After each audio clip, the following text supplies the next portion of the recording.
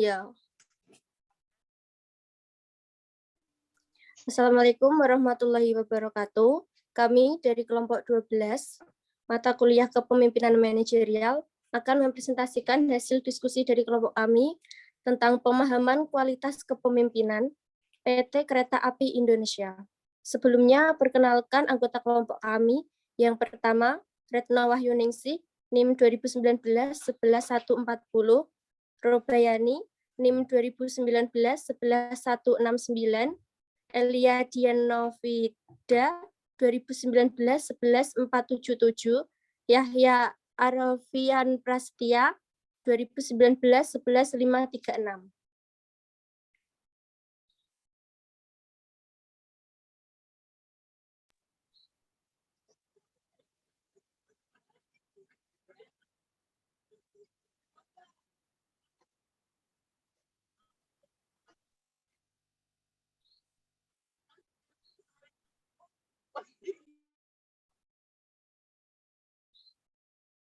Pengertian kepemimpinan.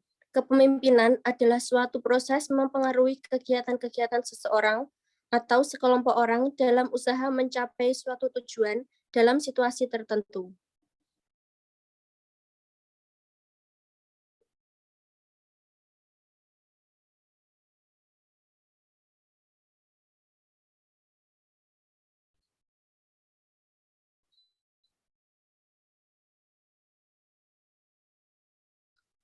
Kepemimpinan yang efektif akan mampu mendorong motivasi anggota organisasi sehingga produktivitas, loyalitas, dan kepuasan bawahan atau anggota organisasi meningkat. Pada awalnya, banyak yang berpendapat itu dilahirkan dengan berkembangnya pengetahuan, diketahui bahwa terbentuknya kepemimpinan yang efektif dapat dipelajari.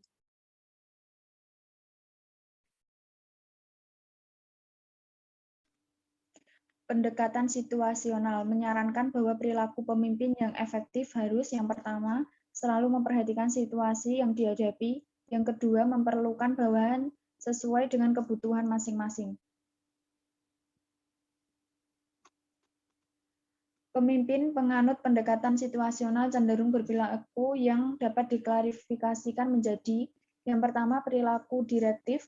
Leader bersifat memberi pengarahan, perintah, petunjuk yang berorientasi pada tugas. Yang kedua, perilaku suportif. Leader memberikan dukungan, motivasi, semangat kerja, pertimbangan-pertimbangan manusiawi yang berorientasi pada perbaikan hubungan atasan bawahan. Syarat pemimpin. Setiap pemimpin sekurang-kurangnya memiliki 3 syarat Burton, yaitu 1. Memiliki persepsi sosial atau social perception. Persepsi sosial ialah kecakapan untuk cepat melihat dan memahami perasaan, sikap, dan kebutuhan anggota kelompok. 2. Kemampuan berpikir abstrak atau ability in abstract thinking. Kemampuan berabstraksi dibutuhkan oleh seorang pemimpin untuk dapat menafsirkan kecenderungan-kecenderungan kegiatan, baik di dalam maupun di luar kelompok. Dalam kaitannya dengan tujuan kelompok, kemampuan tersebut memerlukan taraf inteligensia yang tinggi pada seorang pemimpin. 3. Keseimbangan emosional atau emotional stability.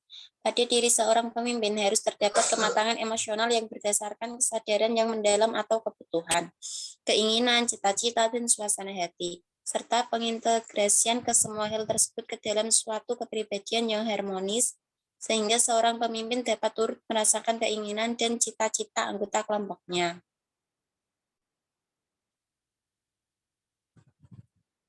Fungsi kepemimpinan, yaitu 1. Fungsi interpersonal atau the interpersonal roles. Fungsi ini dapat ditingkatkan melalui jabatan formal yang dimiliki oleh seorang pemimpin dan antara pemimpin dengan orang lain. Fungsi interpersonal terbagi menjadi 3, yaitu 1. Sebagai simbol organisasi, 2. Sebagai pemimpin, 3. Sebagai penghubung. 2. Fungsi informasional atau informational roles. Seringkali pemimpin harus menghabiskan banyak waktu dalam urusan menerima dan menyebarkan informasi. Ada 3 fungsi pemimpin di sini. 1. Sebagai pengawas, 2. Sebagai penyebar, 3. Sebagai juru bicara. 3. Fungsi pembuat keputusan atau the decisional roles. Ada 4 fungsi pemimpin yang berkaitan dengan keputusan. 1 sebagai pengusaha, 2 sebagai penghalau gangguan, 3 sebagai pembagi sumber dana, 4 sebagai pelaku negosiasi.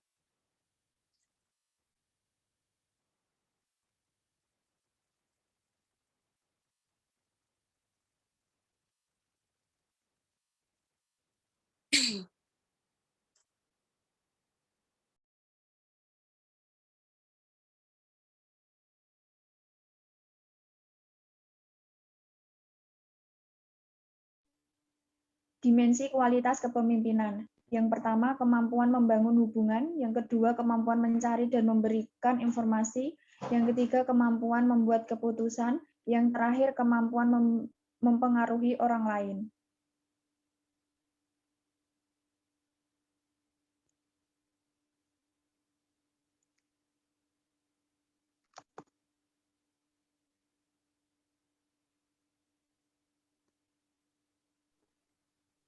Berikut adalah presentasi dari kelompok kami. Kurang lebihnya kami mohon maaf. Wassalamualaikum warahmatullahi wabarakatuh. Waalaikumsalam.